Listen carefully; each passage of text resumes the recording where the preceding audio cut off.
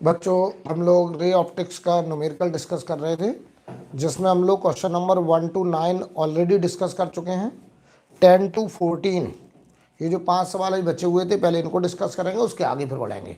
तो चलिए, question number 10 आप अपनी बुकलेट में रे ऑप्टिक्स का असाइनमेंट में क्वेश्चन नंबर 10 थिन लेंस के सवाल हैं। चलिए क्वेश्चन नंबर 10 पढ़ते हैं। कह रहे plano convex glass lens of refractive index 3/2। इसके अंदर का जो मीडियम है वो ग्लास है जिसका रिफ्रैक्टिव इंडेक्स 3/2 है। Of radius of curvature R equal to 10 centimetre. ये जो रेडियस ऑफ कर्वेचर है ये 10 सेंटीमीटर है। Placed at a distance B from a concave lens of focal length 20 centimetre. और इसकी जो फोकल लेंथ है बताइए वो 20 सेंटीमीटर है कॉन्केव लेंस की। ठीक है। What should be distance A of a point object O from the plano convex lens so that position of final image is independent of B। क्या चाह रहे हैं कि पोजीशन ऑफ फाइनल इमेज इस B पे डिपेंड ना करे। तो देखो होगा क्या, यहां से लाइट रे जाए और इस थिन लेंस से जब रिफ्रैक्शन करे तो बताओ इसके लिए जो इमेज है वो इस B पे डिपेंड ना करे। मतलब ये हुआ कि इसके लिए जो ऑब्जेक्ट है वो इस बात पे डिपेंड ना करे इन लेंस के बीच की दूरी 2 सेंटीमीटर है, 4 सेंटीमीटर है, 10 सेंटीमीटर है, यानी बी कुछ भी बना रहा है, फाइनल इमेज की जो पोजीशन है वो चेंज ना हो। इसका मतलब यही संभव है कि इस प्लेनो कॉन्वेक्स लेंस से जब रे बाहर निकले तो पैरेलल टू प्रिंसिपल एक्सिस, ताकि इसके लिए जो ऑब्जेक्ट हो बताओ वो इनफाइनाइट पे हो। राइट। तो बताओ इसके लिए ऑब्जेक्ट अगर इनफाइनाइट पे हो जाए तो ये बी चाहे 5 सेंटीमीटर हो, चाहे 10 सेंटीमीटर हो, चाहे 15 सेंटीमीटर हो, फर्क नहीं पड़ता। इसका मतलब इस ऑब्जेक्ट प्लेनो कॉन्वेक्स लेंस के लिए ये ऑब्जेक्ट ऐसी जगह रखो ताकि इमेज इनफाइनाइट में बने। तो ऑब्जेक्ट बताओ फोकस पे होना चाहिए। तो हम plano convex lens thin lens की फोकल लेंथ का फॉर्मूला 1/f बराबर n-1 1/r1 - 1/r2 रखते थे। तो 1/f बराबर n हो गया 1.5 - 1 1/r1 प्लस का 10 1/r2 प्लेन सरफेस है इनफाइनाइट। तो 1/f बराबर हुआ 1/20। तो f बराबर हो गया बेटा +20 सेंटीमीटर। यानी फोकल लेंथ बताओ प्लेनो कॉन्वेक्स का 20 सेंटीमीटर आ गया। तो ये ऑब्जेक्ट बताओ इससे अगर 20 सेंटीमीटर की दूरी पर होगा तभी बताओ इमेज इनफाइनाइट में बनेगा। तो ए की वैल्यू हमारी 20 सेंटीमीटर आ गई। राइट। पहले पार्ट 10th नंबर क्वेश्चन का आंसर 20 सेंटीमीटर हो गया। आगे बढ़ते हैं। क्वेश्चन नंबर 11 देखिए। A ray of light fall on a transparent sphere with center at C as shown in the figure. Ray emerges from the sphere parallel to the line AB। जब इस sphere से रे बाहर निकल रहा है तो AB के पैरेलल बाहर निकल रहा है। जरा ध्यान दीजिए, ये वो स्फीयर है और ये हमारा वो AB लाइन है। ऐसे कोई लाइट रे, ये A है, ये B है, कोई लाइट रे ऐसे इंसिडेंट हो रहा है और ये एंगल है 60 डिग्री, और ये लाइट रे जा रहा था ऐसे स्ट्रेट और ये रेयरर टू डेंसर ऐसे चला गया। ये एंगल हो गया R। यहां नॉर्मल ड्रॉ करेंगे,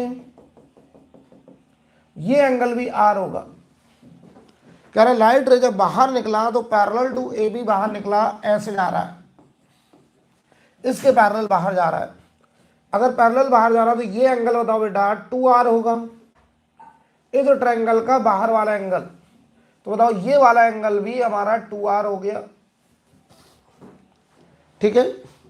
तो जरा खुद सोचो तुम कि अगर एयर में 60 है और इस n में R है, तो उल्टा बोले अगर n में R होगा तो एयर में 60, तो n में R तो एयर में 60, तो ये 2R की वैल्यू 60 होगी। तो R बराबर बेटा 30 डिग्री हो गया। तो इस पॉइंट पर हम लगाने जा रहे हैं स्नेल्स लॉ। स्नेल्स लॉ लगा दीजिए। तो 1 इंटू साइन 60, 1 इंटू साइन 60, यहाँ का medium n into sine R, R की वैल्यू 30 आई है। तो ये देखो √3/2 बराबर n/2। यहाँ से बताओ बेटा n बराबर √3 आ गया, आंसर सेकंड हो गया, आंसर सेकंड।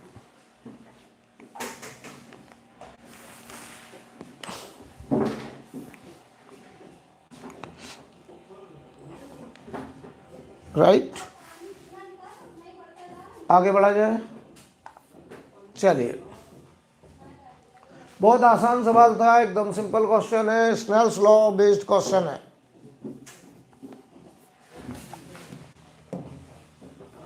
ट्वेल्व नंबर देखिए। A parallel beam of light is incident on the system of two convex lenses of focal length 20 centimetre and 10 centimetre. जरा बताओ भाई, ये फोकल लेंथ 10 सेंटीमीटर है और ये फोकल लेंथ 20 सेंटीमीटर। ऐसा सवाल एक इस बार भी आपके यहाँ आया था, ऐसा क्वेश्चन इस बार आया था आपके यहाँ। अब देखो भाई, what should be the distance between the two lenses so that ray after refraction from both the lenses passes undeviated। हमारा सवाल क्या है, इन दोनों लेंस के बीच की ये दूरी कितनी हो ताकि लाइट रे जब दूसरे लेंस से बाहर निकले तो अनडेविएटेड। देखिए पैरेलल टू प्रिंसिपल एक्सिस अगर आ रहा है तो यहाँ से जब बाहर निकला तो पैरेलल टू प्रिंसिपल एक्सिस ही बाहर निकला। तो यहाँ से हुआ रिफ्रैक्शन ऐसे, और बताओ इसके लिए ये लाइट रे आगे बढ़ गई ऐसे।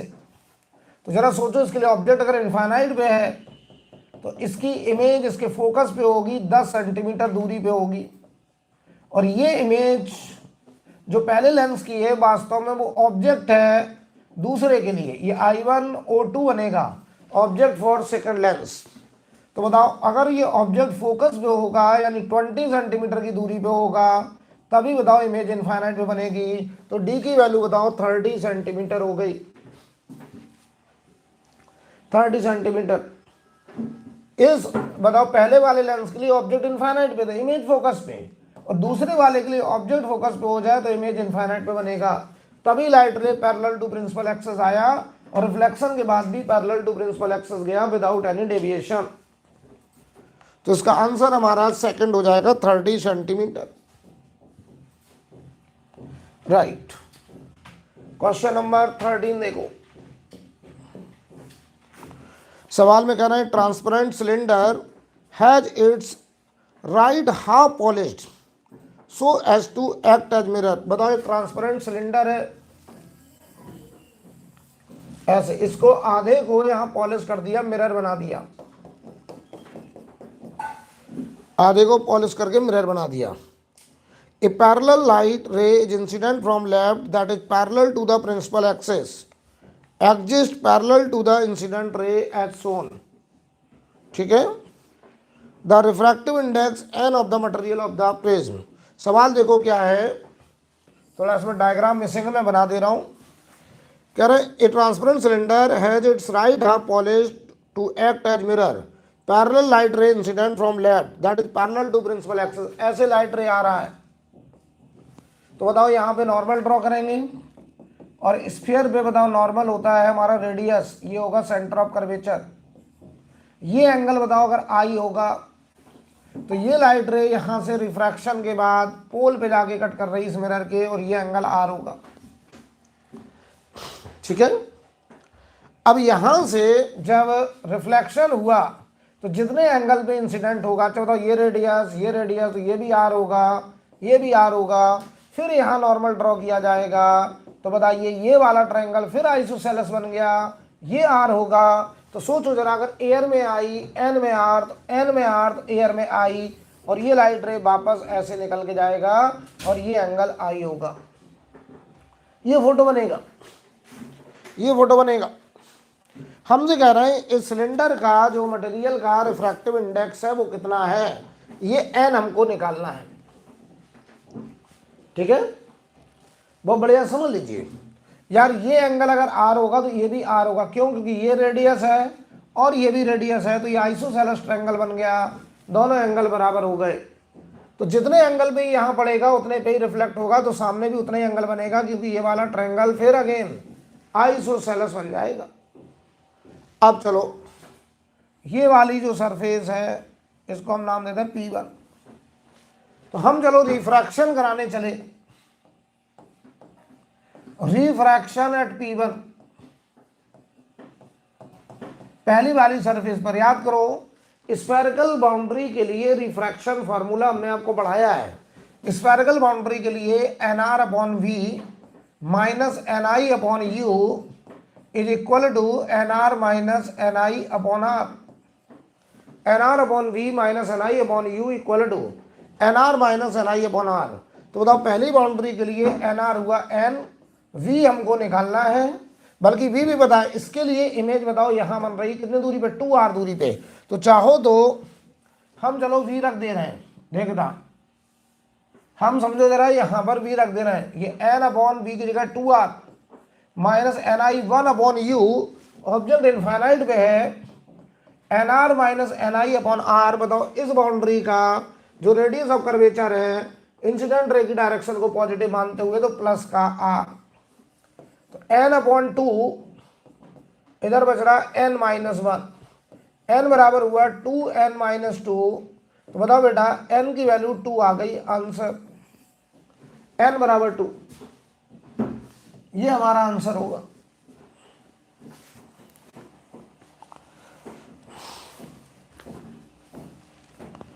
ये आंसर होगा।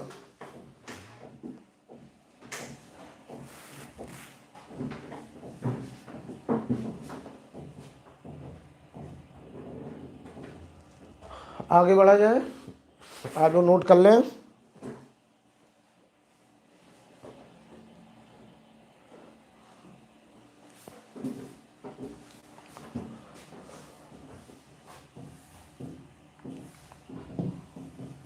फोर्टीन नंबर क्वेश्चन देखो बेटा, कह रहे हैं a thin lens is made with a material having refractive index 1.2। एक थिन लेंस है जिसका रिफ्रैक्टिव इंडेक्स 1.2 है। Both the surface of the lens are convex. बताओ दोनों सरफेस कॉन्वेक्स है, लाइक दिस। ये एक लेंस है, दोनों सरफेस कॉन्वेक्स है। इसके अंदर का जो मटेरियल है वो 1.2 है। Both the surface of the lens are convex if it is dipped in water, refractive index 1.3। हमने इसको वाटर में डिप कर दिया, करें इट विल बिहेव लाइक। तो सोचो जरा, यहाँ पे हमने 1.33 रिफ्रैक्टिव इंडेक्स, यहाँ पे 1.33 रिफ्रैक्टिव इंडेक्स में इसको डुबो दिया। तो बताओ इसका जो R है, पहला वाला R, और ये हमारा दोनों सरफेस कॉन्वेक्स है, तो प्लस का R, और R2 जो है बताओ बेटा वो माइनस R। तो याद करो जब हम किसी थिन लेंस को किसी मीडियम में डुबोते थे तो उसकी फोकल लेंथ का रिलेशन 1/f बराबर n upon n not minus 1/r1 minus 1/r2 होता था। ठीक है, तो 1/f हमको निकालना है। n देखो जरा 1.2 अपॉन सराउंडिंग मीडियम हुआ 1.33 माइनस 1/r1 हुआ बताओ प्लस का r, और माइनस 1/r2 हुआ माइनस का r। तो यहां से जरा देखो 1/f बराबर, ये नंबर देखो नेगेटिव आ रहा है बेटा। ये क्या सर, ये देखो पूरा नंबर पॉजिटिव हो गया और ये नंबर बेटा नेगेटिव है। तो 1/f negative, focal length negative, और फोकल लेंथ का नेगेटिव तो लेंस के केस में पावर होता है 1/f। तो पावर नेगेटिव, और पावर अगर नेगेटिव तो उस लेंस को हम लोग बोलते हैं डाइवर्जिंग लेंस। लेंस के केस में कन्वर्जिंग या डाइवर्जिंग डिसाइड कौन करता है, पावर। अगर पावर पॉजिटिव होता है और पावर होता है 1/f लेंस के केस में, तो हम उस लेंस को बोलते हैं कन्वर्जिंग लेंस, कन्वर्जिंग लेंस। और अगर पावर नेगेटिव होता है जो कि 1/f होता है, तो उस लेंस को हम लोग बोलते हैं डाइवर्जिंग लेंस। उस लेंस को हम लोग डाइवर्जिंग लेंस बोलते हैं। राइट, आगे बढ़ा जाए।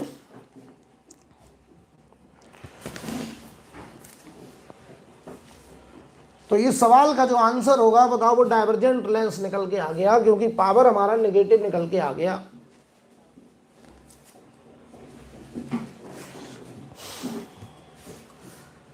चलिए आगे बढ़े। क्वेश्चन नंबर देखो 15, ये हमने प्रिज्म के सवाल यहां से कर लिए थे। 15, 16, 17 ये सारे क्वेश्चन हम लोग कर चुके हैं, बल्कि कहां तक कर चुके हैं, क्वेश्चन नंबर 30 तक हम लोग कर चुके थे। 1 से लेकर 30 तक बेटा देखो पूरा क्वेश्चन हो चुका है। 1 to लेकर 13 ये पूरा क्वेश्चन हम लोग अब कर चुके हैं। यहां तक का सवाल पूरा हो चुका 1 से लेकर 30 तक इस बुकलेट का।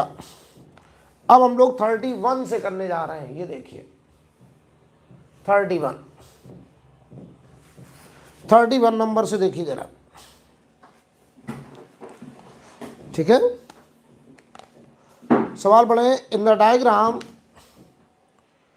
Diagram shown the virtual images of the real object O as seen from LHS and RHS coincide with each other। सवाल देखो क्या है, यहां पर एक ऑब्जेक्ट है, एक बार हम इसको यहां से देख रहे हैं, तो वास्तव में जब हम यहां से देखेंगे तो इस ऑब्जेक्ट से जो रेज आएगी वो इस प्लेन बाउंड्री से रिफ्रैक्शन के बाद आंख पे पहुंचेगी, तो हम वास्तव में इमेज को देख के आएंगे। और एक बार हम इधर से देख रहे हैं, इस स्फेरिकल बाउंड्री से देख रहे हैं, तो यहां से रेज आएगी और इस स्फेरिकल कर्व्ड बाउंड्री से रिफ्रैक्शन के बाद आंख पे पहुंचेगी। तो हम क्या देखते हैं, हम दो वर्चुअल इमेज देखते हैं, एक इस साइड से देखने पर, एक इस साइड से देखने पर। और वो दोनों इमेज बताओ कोइंसाइड कर रही हैं। कोइंसाइड का मतलब है दोनों की पोजीशन सेम पाई जा रही है, वो दोनों इमेज एक ही जगह पाई जा रही हैं, कोइंसाइडिंग इमेजेस हैं, ये क्वेश्चन में कहा गया है।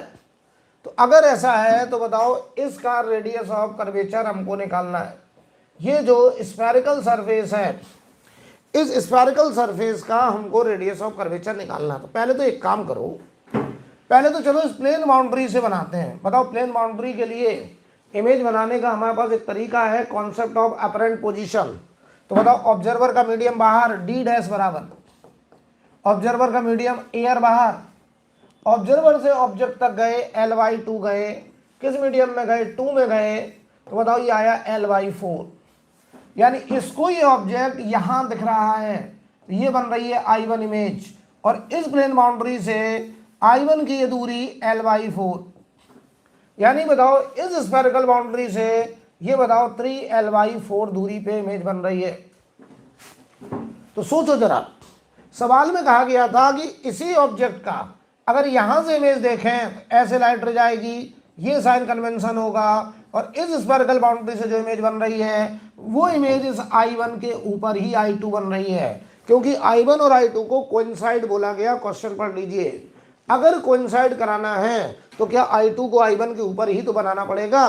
तो यहां से रे बताओ ऐसे गई, ये इंसिडेंट रे इस स्फेरिकल बाउंड्री के लिए हम रिफ्रैक्शन कराएंगे, तो NR/V माइनस NI/U बराबर NR माइनस NI/R लिखेंगे।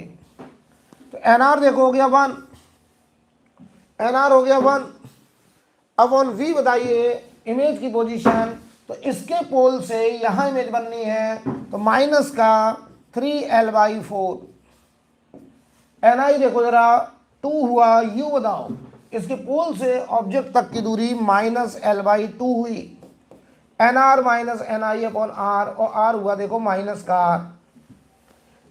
अब यहां से जरा देखिए, ये बन रहा है, माइनस पूरे से खत्म कर रहा हूं मैं, तो 4/3L, और इधर देखिए चलो माइनस का लिख दे रहा है, माइनस माइनस प्लस 4/L, और इधर 1/R। एलसीएम देखिए जरा, 3L आया, -4 प्लस 12 बराबर 1/R, R बराबर आ गया 3L/8। तो जो कर्व्ड बाउंड्री है, स्फेरिकल बाउंड्री, उसका रेडियस 3L/8 आएगा। First answer. बढ़िया सवाल, बढ़िया सवाल।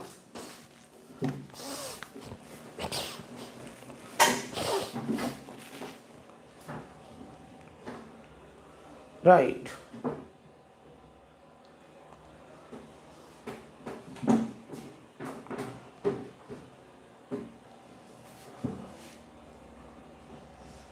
आगे बढ़ रहे हैं। 32 नंबर क्वेश्चन पढ़ लीजिए जरा। Radius of curvature of polished surface is 3D। जो पॉलिश्ड सरफेस है उसका रेडियस ऑफ कर्वेचर 3D है। Final image formed at the object itself. और जो फाइनल इमेज है बताओ वो इसी ऑब्जेक्ट के ऊपर बन रही है। Final image is formed at the object itself. Then refractive index of the slab is. इसका रिफ्रैक्टिव इंडेक्स हमसे पूछा गया है। बहुत बढ़िया, अच्छे समझ लो जरा कॉन्सेप्ट क्या था इस टाइप के सवाल का। बताओ यहां से रे गई होगी, पहले इससे रिफ्रैक्शन, फिर इससे रिफ्लेक्शन, फिर लाइट लौटी, फिर रिफ्रैक्शन, तब जाके इमेज इसी ऑब्जेक्ट के ऊपर कोइंसाइड कर रही होगी। लेकिन पता है हम इतना नहीं करेंगे, हम 3 इवेंट नहीं कराएंगे। हमने आपको क्या तरीका सिखाया था कि अगर फाइनल इमेज को ऑब्जेक्ट के साथ कोइंसाइड कराना है तो मिरर का जो ऑब्जेक्ट हो वो मिरर के सेंटर ऑफ कर्वेचर पे होना चाहिए, क्योंकि मिरर ही वो है जो लाइट रे को वापस करेगा। और अगर इमेज और ऑब्जेक्ट को कोइंसाइड कराना है तो जिस रास्ते पे लाइट रे जाए उसी रास्ते पे लाइट रे अपने पाथ को रिट्रेस करे। और ऐसा कराने वाला मिरर ही हो सकता है, और वो भी तब हो सकता है जब लाइट रे मिरर पे नॉर्मली इंसिडेंट हो। और नॉर्मली इंसिडेंट तभी होंगी जब ऑब्जेक्ट मिरर के सेंटर ऑफ कर्वेचर पे हो। तो बताओ भाई इसका ऑब्जेक्ट कौन होगा? मिरर का ऑब्जेक्ट। मिरर का ऑब्जेक्ट होगा इस प्लेन बाउंड्री की इमेज। और प्लेन बाउंड्री की इमेज के लिए हमने अपना आई पीस यहां लगा लिया। यहां आंख रखने से देखो क्या होगा। हम इस ऑब्जेक्ट को अगर देखें तो बताओ ऑब्जर्वर का मीडियम बाहर डी डैश बराबर, ऑब्जर्वर का मीडियम बाहर एन, ऑब्जर्वर से ऑब्जेक्ट तक गए डी गए, एयर में गए। ये हमको कितना दूर दिख रहा है? एन डी दूर। तो इस ऑब्जेक्ट की जो इमेज होगी बताओ वो यहां कहीं बनेगी I1। और ये I1 इमेज इस प्लेन बाउंड्री से एन डी दूरी पे बनेगी। कितना दूरी पर? एन डी दूरी पे बनेगी बेटा, एन डी दूरी पे, राइट। अब समझो जरा, ये I1 यहां से एन डी दूरी पे बनी, यही I1 बताओ इस कर्व्ड मिरर के लिए ऑब्जेक्ट होगा। और ये I1 अगर इसके लिए ऑब्जेक्ट होना है और इसके सेंटर ऑफ कर्वेचर पे होना है तो यहां से लेके यहां तक की दूरी रेडियस ऑफ कर्वेचर के बराबर होना चाहिए। तो बताओ रेडियस ऑफ कर्वेचर 3D कहा गया है, तो बताओ ये वैल्यू 3D है। तो एन डी प्लस डी मिल करके 3D। तो एन डी बराबर 2D, एन बराबर 2 आ गया बेटा आंसर, एन बराबर 2। कभी भी ऑब्जेक्ट और इमेज को कोइंसाइड कराना हो तो आप हमेशा ऑब्जेक्ट जो मिरर के लिए ऑब्जेक्ट बने वो मिरर के सेंटर ऑफ कर्वेचर पर बनना चाहिए। जो ऑब्जेक्ट हो किसका? मिरर का ऑब्जेक्ट हो वो हमेशा मिरर के सेंटर ऑफ कर्वेचर पे होना चाहिए, राइट। क्लियर है? तो देखो हमने 32 तक यहाँ किया। कुछ सवाल हम लोग क्वेश्चन नंबर 50 से लेकर के 55 तक करेंगे। ये सवाल अभी बाद में करेंगे जिसमें डिस्पर्जन वगैरह भी है। तो पहले हम लोग 50 से 55 के क्वेश्चन करेंगे। ये सब क्वेश्चन भी अभी करेंगे हम लोग पहले, लेकिन 50 से 55 जिस ऑर्डर में लेक्चर आपको दिए गए हैं फिर ये सब क्वेश्चन किए जाएंगे। ये देखिए 50 नंबर, यहाँ से हम लोग प्रिज्म हम लोग चूंकि पढ़ चुके हैं, प्रिज्म हम लोग पढ़ चुके हैं। 50 से 55 तक के क्वेश्चन हम लोग करने जा रहे हैं, ठीक है। चलिए 50 नंबर क्वेश्चन पढ़ो। A ray incident at an angle 53 degree on a prism emerges at an angle 37 degree as shown. बताओ 53 पे डाल रहे हैं तो 37 पे बाहर निकल रहा है। If the angle of incidence is 50 degree, अगर 50 डिग्री पे डालेंगे तो which of the following is a possible value. हमको पॉसिबल वैल्यू बतानी है। इन चार में से कौन सा आंसर हो सकता है, पॉसिबल हो सकता है of the angle of emergence. अगर हम लाइट को 50 डिग्री पर भेजें तो वो कितने एंगल पर बाहर आएगा, ये हमारा क्वेश्चन है। ये हमारा क्वेश्चन है, राइट। तो पहले समझो जरा, अगर 53 पे भेजा तो 37 पे निकल रहा है।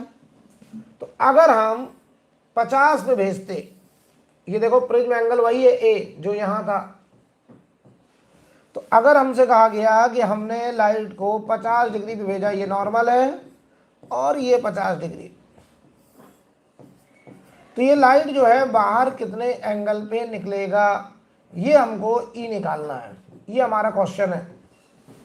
और कहा गया इन चार में से कोई एक आंसर है, पॉसिबल वैल्यू पूछी है। तो ध्यान दो, याद करो जरा, हमने आपको जब प्रिज्म पढ़ाया था तो डेल्टा का ग्राफ बनाया था किसके साथ, आई के साथ। वो ग्राफ कुछ ऐसा आया था। तो याद करो, अगर आई हमारा 37 हो जाए तो जो ई होगा वो हमारा 53 होगा, और इन दोनों के करस्पॉन्डिंग जो डेल्टा होगा वो आई प्लस ई माइनस ए। बताओ, ये 90 माइनस ए आ रहा है। यानी सेम डेविएशन के लिए दो एंगल ऑफ इंसिडेंस होते थे। आई पे भेजते थे तो ई पे निकलता था, ई पे भेजते थे तो आई पे निकलता था, लेकिन दोनों के करस्पॉन्डिंग बताओ जो डेविएशन होता था वो बराबर होता था। तो सोचिए जरा, हमने 37 पे भेजा, 53 पे निकला, 53 पे भेजेंगे तो 37 पे निकलेगा और डेविएशन यही होगा। लेकिन अब हमने भेजा 50 पे, तो ध्यान दो, अगर 50 यहाँ होगा तो इसके करस्पॉन्डिंग दूसरा एंगल 37 से बड़ा होगा, और जो डेल्टा होगा बताओ वो 90 माइनस ए से कुछ कम होगा, लेस देन। यानी दूसरा एंगल 37 से बड़ा। दो बातें आगे निकल के कि दूसरा एंगल जो है ई जिसको कह रहे हैं वो ग्रेटर देन 37 होगा, और जो डेल्टा होना चाहिए वो लेस देन 90 माइनस ए होना चाहिए। अब ऑप्शन चेकिंग कर लो। पहला 37 से छोटा है, गलत। 42 ले लो। अगर यहाँ 42 ले, मान लो इसे 42 लिया, तो बताओ आई 50 प्लस 42, बताओ 92 माइनस ए। ये तो बताओ 90 माइनस ए से बड़ा हो रहा है, ये भी गलत। हमको डेल्टा 90 माइनस ए से छोटा चाहिए। तो अगर 40 लें तो 50 और ये 40, तो बताओ ये तो डेल्टा 50 प्लस 40 माइनस ए 90 माइनस ए आ रहा है, जबकि तुमको डेल्टा 90 माइनस ए से कम चाहिए। ये भी गलत हो गया है, ये भी गलत हो गया है, राइट। अब देखिए, अगर 38 ले लें तो 50 प्लस 38, बताओ बेटा कितना हुआ, 50 प्लस 38 88 माइनस है, ये 90 माइनस से सही हो रहा है, यही आंसर है। यानी सही आंसर बताएं क्या होना चाहिए, 37 से बड़ा, 37 से बड़ा और 40 डिग्री से छोटा। अगर ये एंगल लोगे तो जो डेल्टा आएगा वो लेस देन 90 माइनस ए आएगा, क्योंकि तुमने एक एंगल 50 ले रखा है। तो जो डेल्टा की वैल्यू होगी वो 50 प्लस ई माइनस ए होगा। तो आपको 37 से बड़ा लेना पड़ेगा और 40 डिग्री से छोटा लेना पड़ेगा, तभी हमारा जो डेविएशन आएगा वो 90 माइनस ए से बेटा कम आएगा, क्योंकि हमें इस 50 डिग्री करस्पॉन्डिंग दूसरा एंगल मिल रहा है, उसके लिए डेल्टा की वैल्यू 90 माइनस ए से कम आ रही है। तो आंसर बताइए, लास्ट हो जाएगा।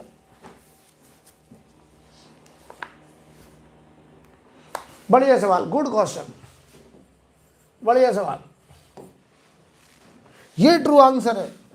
यानी अगर एक आंसर 37.5 होता तो वो भी आंसर सही होता। 37 से और 40 के बीच में कोई भी आंसर हो सकता है।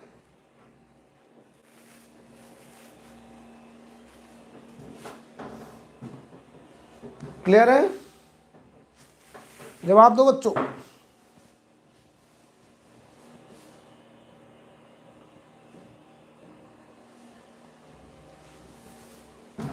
आगे बढ़ रहे हैं।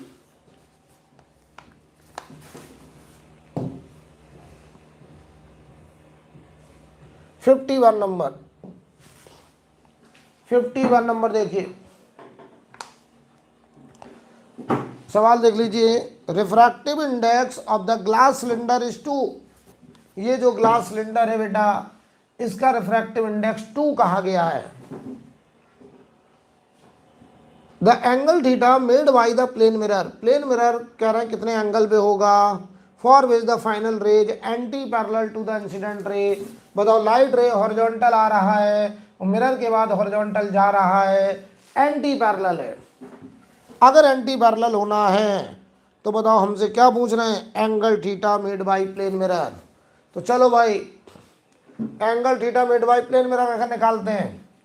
सबसे पहला काम, एक काम करते हैं हम लोग, ये देखो लाइट रे बाउंड्री को ऐसे रगड़ के आ रहा है, तो यहां अगर हम नॉर्मल ड्रॉ करें तो ये नॉर्मल बताओ रेडियस होगा और ये सेंटर होगा, ये सेंटर होगा। ये बताओ आई हमारा 90 है, अगर रेयरर में 90 तो बताओ डेंसर में ये एंगल आईसी होगा।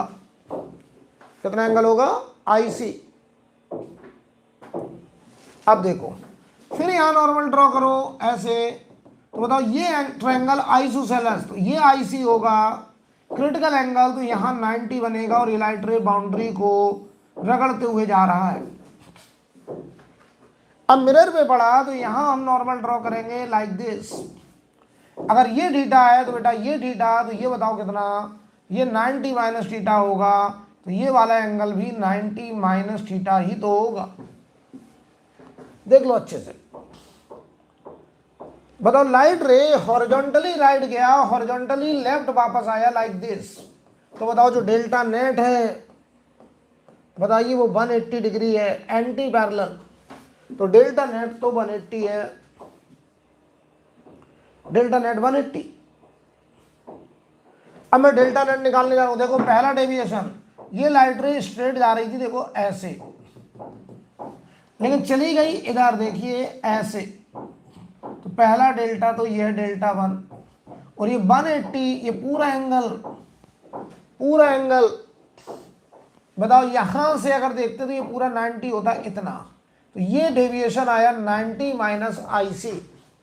कितना आया, 90 माइनस आईसी। तो बताओ delta 1 plus delta 2 plus delta 3, 3 बार डेविएशन हुआ मिल करके 180। पहला है 90 माइनस आईसी, दूसरा देखो दोबारा में लाइट रे ऐसे जा रही थी, जाना चाहिए था ऐसे, ये इतना घूम गया है।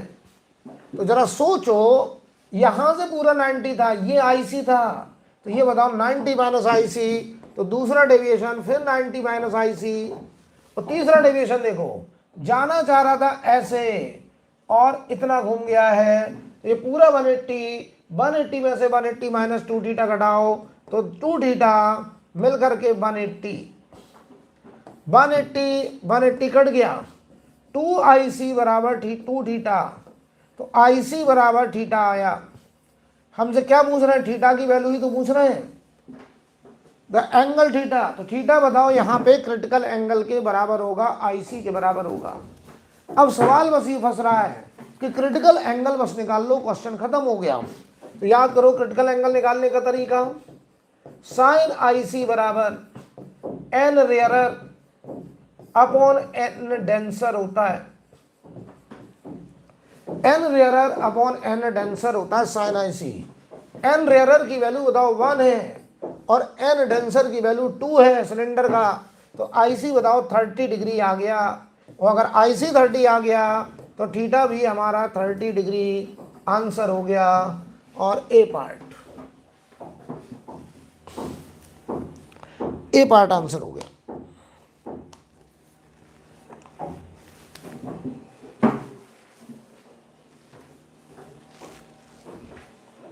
जवाब दीजिए भाई।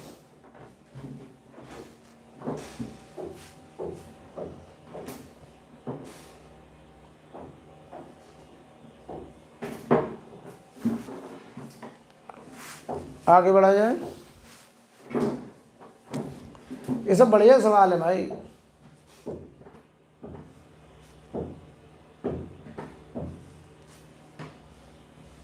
भाई लाइट रे हॉरिजॉन्टल राइट गया था और फाइनली हॉरिजॉन्टल लेफ्ट आया, तो डेविएशन 180 तो हुआ, एंटी पैरेलल लौट के आया था, तो हमने डेल्टा नेट को देखिए 180 के बराबर कर दिया, और 3 बार डेविएशन हुआ। पहला यहाँ रिफ्रैक्शन, दूसरा रिफ्रैक्शन, तीसरा रिफ्लेक्शन, वो तीनों मिला करके हमने 180 के बराबर कर दिया। आगे बढ़ रहे हैं, 52 नंबर क्वेश्चन देखो बेटा। 52 नंबर में हमसे कह रहे हैं the diagram shows a circular ring placed on the surface of liquid of refractive index के। यहाँ का जो एन है उसको उन्होंने के बोल दिया है, रिफ्रैक्टिव इंडेक्स। एक रिंग ऊपर पड़ा हुआ है, यहाँ पे देखो ये एक सर्कुलर रिंग ऐसे रखा गया है, ऐसे ये एक सर्कुलर रिंग है। सवाल पढ़ते हैं, a point source of light is placed R distance below the centre of the ring. यहां से बताओ कितना नीचे, आर दूरी नीचे, यहां से आर दूरी नीचे एक हमने ऑब्जेक्ट रखा हुआ है। Radius of the ring is R, the shadow of the ring on the roof has infinite radius. बताओ इस रिंग का जो शैडो बन रहा है ऊपर दीवार पर, उसकी रेडियस बेटा इनफाइनाइट है। क्या है? इनफाइनाइट रेडियस का शैडो है। What is the refractive index of the liquid? तो इस लिक्विड का रिफ्रैक्टिव इंडेक्स हमको बताना है। सवाल पढ़ लीजिए, जो शैडो बन रहा है वो इनफाइनाइट रेडियस का शैडो बन रहा है। तो सोचो जरा, इनफाइनाइट रेडियस का मीनिंग पहले समझते हैं क्या होगा। जैसे ये मान लो एक रिंग है, अभी हम उसी पे आएंगे वापस, पहले यहां समझो। यहां एक ऑब्जेक्ट है, लाइट का सोर्स है, यहां से लाइट रे गई होगी, तो बताओ हम बात करेंगे उस रे की जो एकदम बाउंड्री पे पड़ेगी, एज पे पड़ेगी। यहां मीडियम है, तो ये सरफेस है, यहां नॉर्मल ड्रॉ करेंगे। बताओ ये दीवार है, तो लाइट रे यहां डेंसर टू रेयरर जाना चाहिए ऐसे, अब ये नॉर्मल ऐसे गया, यहां कट करेगा। सिमिलरली यहां पे अगर हम बात करें तो यहां नॉर्मल ड्रॉ करेंगे, ये बताओ जाना चाहिए था ऐसे, जाएगा, अब ये नॉर्मल ऐसे कट करेगा। यहाँ पे तो इतना बड़ा हमारा शैडो बन के आएगा, ये शैडो होगा, और ये बताओ शैडो का सेंटर होगा, और ये शैडो की रेडियस होगी आर डैश, इतना बड़ा ये शैडो एरिया होगा। ये यानी ये अगर एक डिस्क या रिंग है तो इसका शैडो यहां सरफेस पर ऐसे बन रहा होगा, इसका शैडो यहां बन रहा होगा बेटा। गुड आफ्टरनून, गुड आफ्टरनून, बताइए भाई। अब समझिए, हमें यहां पे कह रहे हैं शैडो इनफाइनाइट रेडियस का है। इसका मतलब क्या हुआ कि ये पॉइंट बताओ अगर यहां कट करे, यहां कट करे, यहां कट करे, शैडो की रेडियस बढ़ती चली जाएगी। अगर इनफाइनाइट रेडियस करनी है तो ये लाइट रे इनफाइनाइट पे कट करे, तो यहां से बताओ ये लाइट रे ऐसे जाए और तुम यहां नॉर्मल ड्रॉ करो, और ये दीवार को इनफाइनाइट पे कट करनी है तो ये सरफेस पर दीवार के पैरेलल जाए ऐसे। अगर ये दीवार के पैरेलल जाएगा तभी तो इस दीवार को इनफाइनाइट पे कट करेगा, तभी तो शैडो की रेडियस इनफाइनाइट आएगी। जरा सिमिलरली इधर देखो, इस साइड भी ये इंसिडेंट रे यहां नॉर्मल ड्रॉ करेंगे, और ये लाइट रे बताओ दीवार के पैरेलल चली जाए, तभी तो इनफाइनाइट पे कट करेगी। तो सोचो, रेयरर मीडियम में ये एंगल 90 है, तो डेंसर में ये मीडियम आईसी होगा, ये आईसी होगा, और ये बताओ 90 होगा। बताओ भाई, क्लियर? अब देखना, अब अगर हम इस पॉइंट पर स्नेल्स लॉ लगा दें, स्नेल्स लॉ लगा दें, तो जरा सोचो, n इंटू साइन आई सी 1 इंटू साइन 90, 1 इंटू साइन 90, तो बताओ साइन आई सी की वैल्यू क्या 1/n आ गई।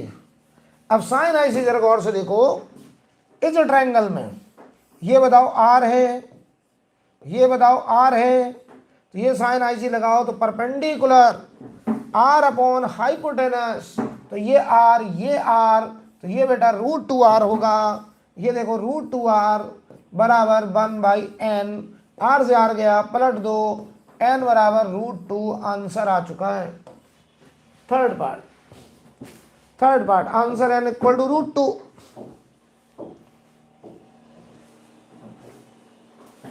√2 आंसर।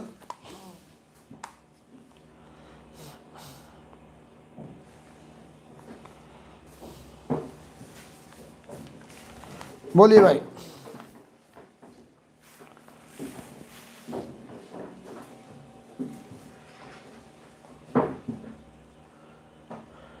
आगे बढ़े।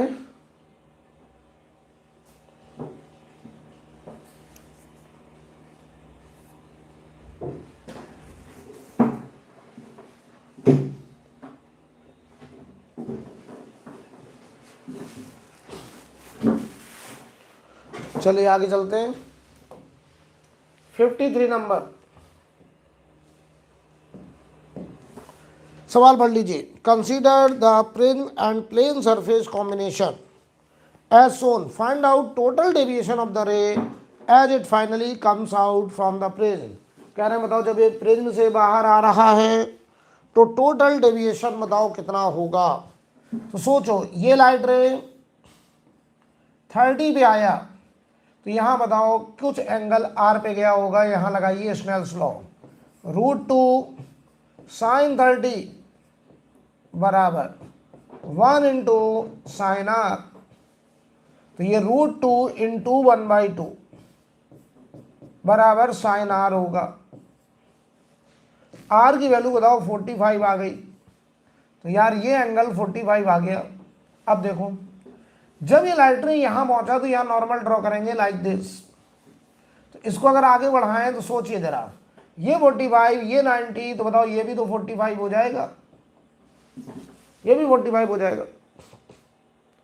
अब सोचिए अगर √2 में 30 है तो एयर में 45, अब उल्टा बोले एयर में 45 तो √2 में 30 पे लाइट रह जाएगा, ये नॉर्मल था, ये एंगल 30 आएगा बेटा।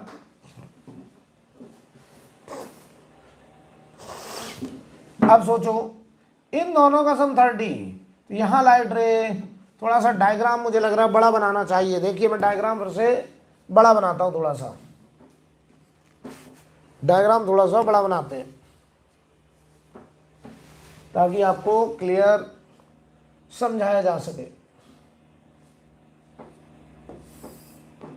ये एक प्रिज्म था जिसका ये वाला एंगल 60 डिग्री दिया है।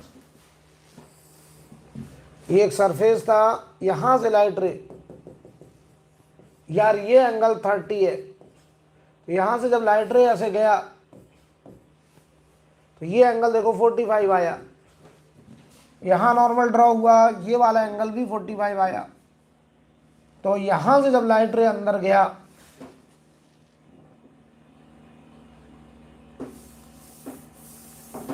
जब यहां से लाइट रे अंदर जाएगा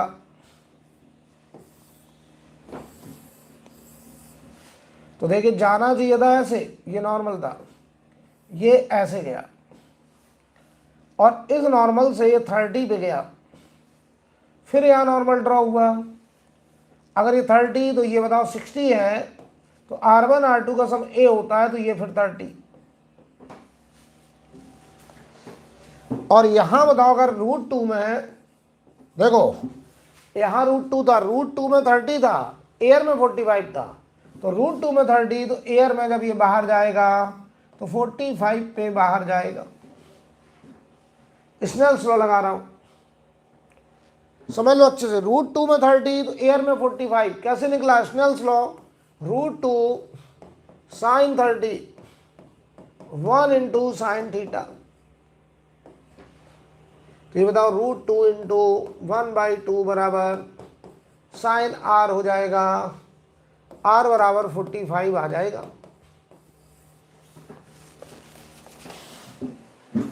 यानी √2 में अगर 30 पे होगा तो एयर में 45 पे होगा। उल्टा बोले अगर एयर में 45 पे होगा तो √2 में 30 पे जाएगा।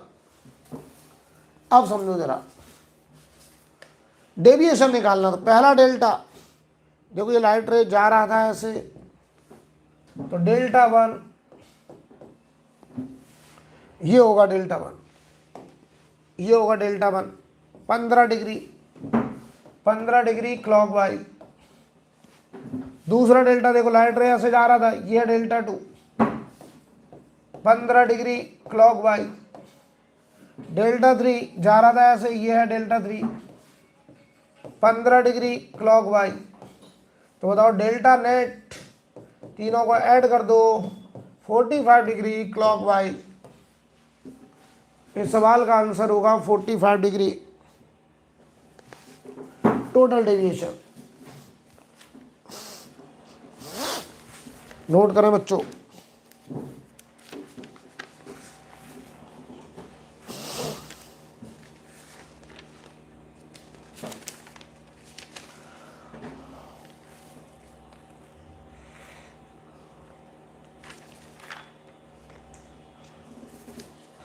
ठीक है, आगे बढ़ते हैं, चलिए।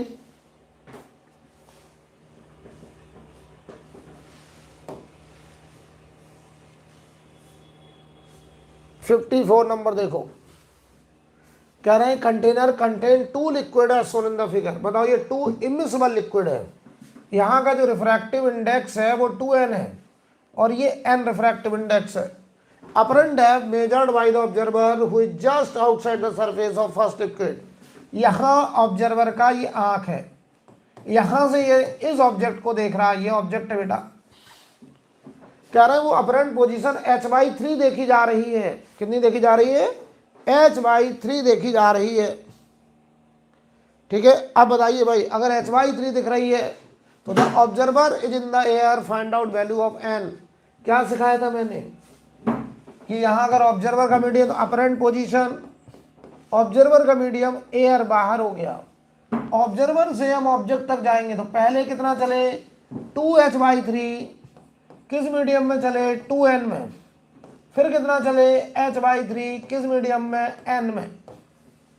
और ये अपरेंट पोजीशन हमको बताओ h/3 दी गई है, 2 से 2 कट गया, h/3n प्लस h/3n, h/3 पूरे से कट गया तो ये 1/n 1/n, तो 1 इक्वल टू 2/n, n बराबर बताओ 2 आ रहा है।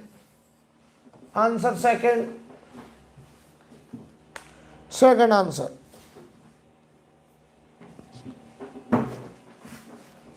Second answer. अब देखिए क्वेश्चन नंबर 55,